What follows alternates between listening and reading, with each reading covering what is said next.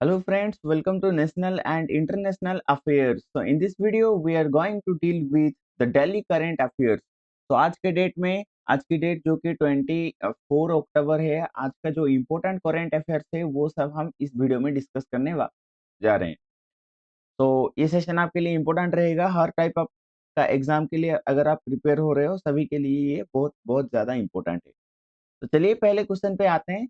In which sea has seas cyclone formed recently? Mediterranean sea, Arabian sea, red sea, Caribbean sea. तो इसका right answer क्या होगा? इसका right answer होगा हमारा अरेबियन सी। जो तेज साइक्लोन डेवलप हुआ है वो अरेबियन सी में डेवलप हुआ है। देखिए दोस्तों, रिसेंटली हमारे जो इंडिया के दोनों साइड में, इंडिया के हमारा वेस्ट साइड में जो है उसका नाम है अरेबियन सी, अरेबियन सी। और जो ईस्ट साइड में है उस बे का नाम है, बंगाल की खाड़ी भी उसको बोलते हैं, बे ऑफ बंगाल बोलते हैं, बे ऑफ बंगाल। देखिए, दोनों साइड में अभी रिसेंटली 2 तूफान क्रिएट हुए हैं या फिर 2 साइक्लोन आप बोल सकते हैं, वो क्रिएट हुए हैं। एक का नाम है जो अरेबियन सी में क्रिएट हुआ है, उसका नाम है तेज। और एक जो बे ऑफ बंगाल में क्रिएट हुआ है उसका नाम है हमून। हनीमून नहीं समझना, ठीक है? हमून इसका नाम है। तो ये जो तेज नाम है ये किसने दिया था? ये इंडिया ने दिया था, तेज। और जो हमून है ये ईरान ने दिया है। ये जो नाम देख रहे हो ना, ये ईरान ने दिया है। इसी के साथ देखिए हमारा साइक्लोन क्रिएट होता है। लो प्रेशर एरिया में हमेशा साइक्लोन क्रिएट होता है, ये याद रखना। और एक होता है एंटी साइक्लोन। तो anti cyclone high pressure area में क्रिएट होता है। जो साइक्लोन होता है ना, तो साइक्लोन में हमेशा रेनफॉल दिखाई देता है, बहुत ज्यादा रेनफॉल दिखाई देता है, ये याद रखना है। तो अभी ईरान के बारे में भी कुछ जान लेते हैं, न्यूज में ये क्यों है। ये पहली बात तो ये जो हमून है इसी वजह से न्यूज में है। और जो ईरान का कैपिटल का नाम क्या है? तेहरान। इसका कैपिटल का नाम हो जाएगा तेहरान। ईरान में 2 फेमस डेजर्ट हैं, 2 फेमस डेजर्ट। उनका नाम क्या है दोस्तों?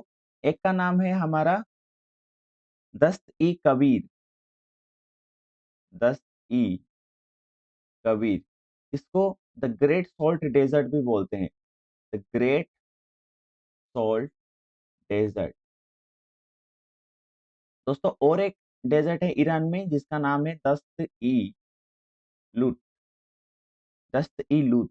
तो इसको लूत डेजर्ट भी बोलते हैं। देखिए अभी recently SCO, Shanghai corporation organisation, इसका मेंबर रिसेंटली ईरान को बनाया गया है। और ईरान रिसेंटली 2 मतलब मिसाइल भी लॉन्च किया है, टेस्टिंग किया था। उसका नाम है फतेह, फतेह। और एक का नाम है खेबर। ये दोनों मिसाइल लॉन्च किया है। और ईरान की अगर हम बात करें, इंडिया का एक इम्पोर्टेंट पोर्ट है जिसको बोलते हैं चाबहार पोर्ट। चाबहार पोर्ट हमारा ईरान में है। तो ये सब रहा हमारा ईरान के बारे में। दोस्तों चलते हैं नेक्स्ट क्वेश्चन की तरफ। हु स्टार्टेड चक्र सेकंड कैंपेन? यानी कि चक्र सेकंड कैंपेन की शुरुआत किसने किया था? देखिए इसका राइट आंसर क्या होगा? सीबीआई होगा, सेंट्रल ब्यूरो ऑफ इन्वेस्टिगेशन होगा। देखिए सीबीआई के बारे में थोड़ा जान लेते हैं। जो सीबीआई होता है इसका पहला नाम क्या था? इसका पहला नाम था special police establishment, special police establishment. और ये कब एस्टेब्लिश हुआ था? 1941 में ये पहली बार एस्टेब्लिश हुआ था। फिर इसको 1946 में एक स्टैट्यूटरी बॉडी का डिक्लेरेशन दे दिया गया। स्टैट्यूटरी बॉडी, ये बॉडी बन गया, ठीक है। फिर इसके बाद क्या हुआ? 1963 में इसका नाम को चेंज करके रखा गया CBI, central bureau of investigation. तो ये हाई प्रोफाइल केस के लिए जाना जाता है, ये हाई प्रोफाइल केस को डील करता है। इसी के हिसाब से इसका तीनों डिवीजन है। एक डिवीजन एंटी करप्शन डिवीजन होता है, एक है हमारा एंटी करप्शन, दूसरा होता है इकोनॉमिक अफेयर्स को डील करने के लिए, इकोनॉमिक अफेयर्स इसको डील करने के लिए एक डिवीजन होता है। और एक डिवीजन होता है स्पेशल क्राइम के लिए, स्पेशल क्राइम। दोस्तों देखिए, अगर आपको पूछा जाए कि पुलिस कौन से सब्जेक्ट में आता है, स्टेट लिस्ट में आता है, स्टेट लिस्ट, यानी पुलिस किसका होता है, स्टेट का होता है। लेकिन सीबीआई किसका है, सीबीआई है सेंट्रल गवर्नमेंट का। ये सेंट्रल गवर्नमेंट के अंडर पर काम करता है। अगर कोई केस की इन्वेस्टिगेशन सेंट्रल गवर्नमेंट करने की कोशिश करे या फिर चाहे, वो ये किसके द्वारा करवाएगा, सीबीआई के द्वारा करवाएगा। तो ये आपका हो गया। इसके लिए इसको सपोज लेट से एक स्टेट, ओडिशा एक स्टेट है। अभी सीबीआई आके इन्वेस्टिगेशन करना चाहता है ओडिशा में, तो ये ओडिशा का कंसेंट लेना, कंसेंट लेना इसका जरूरी है। कंसेंट लेगा तभी जा पाएगा, वरना नहीं जा पाएगा। तो ये है हमारा सीबीआई के बारे में। फ्रेंड्स नेक्स्ट चलते हैं। At which place the Milan 24 exercise will be conducted by the Indian navy. तो जो मिलन 24 एक्सरसाइज होगा 2026 में, तो ये कहाँ पर होगा। तो इसका राइट आंसर है क्या, विशाखापट्टनम।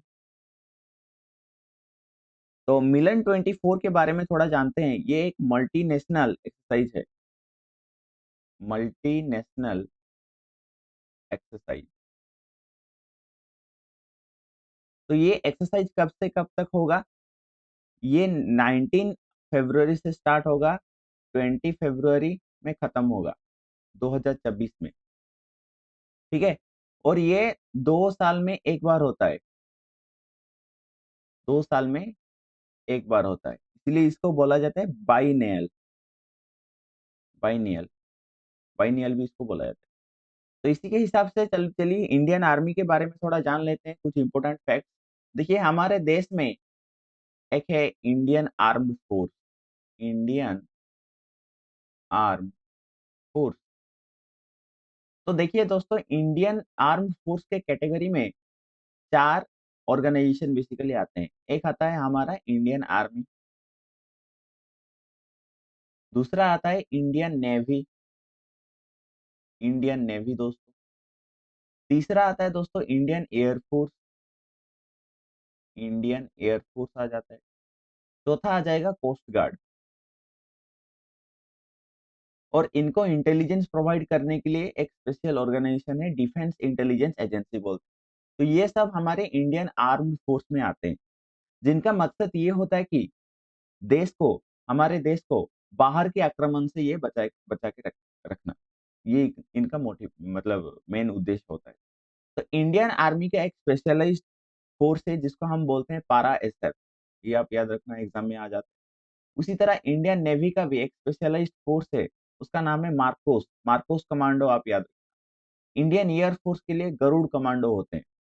ठीक है, अभी चलते हैं इंडियन नेवी के बारे में थोड़ा जानते हैं। देखिए इंडियन नेवी जो है, इंडियन नेवी पहले ये क्या था, पहले ये था पहले इसका नाम था royal Indian navy, royal Indian navy.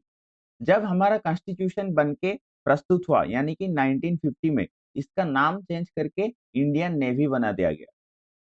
दोस्तों अगर इसका बात कर किया जाए सुप्रीम कमांडर कौन है, तो सुप्रीम कमांडर, नेवी का सुप्रीम कमांडर कौन है, प्रेसिडेंट ऑफ इंडिया। यानी कि अभी करेंटली जो प्रेसिडेंट है वही सुप्रीम कमांडर है। और वो केवल नेवी का नहीं, वो इंडियन आर्मी और इंडियन एयरफोर्स का भी सुप्रीम कमांडर होते हैं, जो प्रेसिडेंट होते हैं। ठीक है, तो अभी इम्पोर्टेंट कुछ ऑपरेशन भी लॉन्च किया गया है इंडियन नेवी के द्वारा, कुछ रिसेंटली किया गया था। एक होता है हमारा ऑपरेशन राहत।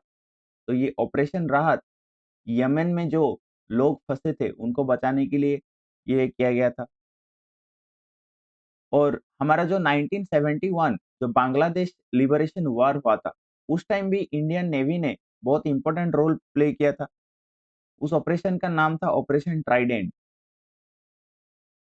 ठीक है, अगर आप इंडियन नेवी में भर्ती होना चाहते हो तो आपको हमारा एनडीए और सीडीएस क्लियर करना पड़ेगा, नेशनल डिफेंस एकेडमी या फिर चीफ डिफेंस स्टाफ। ठीक है, तो ये आपको क्लियर करना पड़ेगा। फिर आप अगर नेवी में सिलेक्ट हुए तो आपको ट्रेनिंग के लिए भेजा जाएगा आईएनए, यानी कि इंडियन नावल एकेडमी, जो कि केरला में है।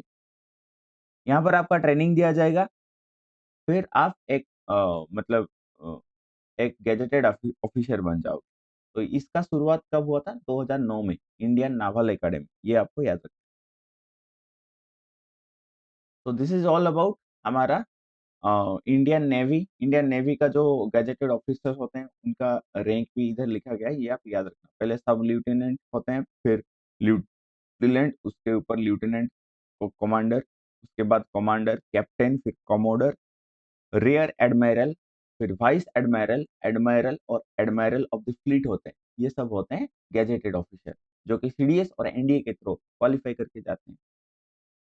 दोस्तों, अगर बात करते हैं इंडियन नेवी, हमारे जो इंडिया है, कितने तक प्रोटेक्ट करता है इंडिया को ओशन में? अगर हम बात करें, एक होता है यूएन क्लोज। इसका मतलब क्या होता है? United Nation convention on law of सी।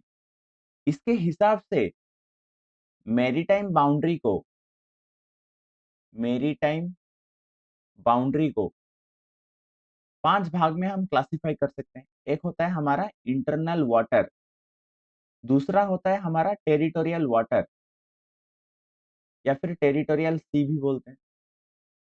फिर आता है हमारा कंटिगुअस जोन, देन आता है एक्सक्लूसिव इकोनॉमिक जोन, उसके बाद आता है हमारा हाई सी।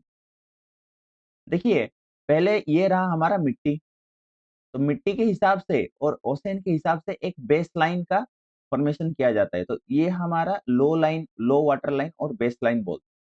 तो बेस लाइन के पीछे जो भी हमारा वाटर बॉडीज रह गया, उसको इंटरनल वाटर्स बोलेंगे। यानी कि बेस लाइन जो है, बेस लाइन के पीछे जो सब वाटर बॉडी रह जाएंगे, उसको हम इंटरनल वाटर बोलेंगे। जैसे कि चिली का एक इंटरनल वाटर हो जाएगा। उसके बाद बेस लाइन से देखिए, मैप पे देखिए थोड़ा, बेस लाइन से हम अगर 12 नॉटिकल माइल तक जाएंगे, तो वहां तक है हमारा टेरिटोरियल सी या फिर टेरिटोरियल वाटर। तो फिर बेस लाइन से अगर हम 12 नॉटिकल माइल तक जाएंगे, तो यहाँ पर बन जाएगा हमारा टेरिटोरियल वाटर। फिर बेस लाइन से अगर हम 24 नॉटिकल माइल तक चलेंगे, या फिर हम टेरिटोरियल वाटर से 12 नॉटिकल माइल तक चलेंगे, वो आ जाएगा कंटिगुअस जोन। तो ये देख रहे हो आप, कंटिगुअस जोन मिडिल में है, ये रहा कंटिगुअस जोन। तो लिमिट ऑफ कंटिगुअस जोन ये 24 नॉटिकल माइल।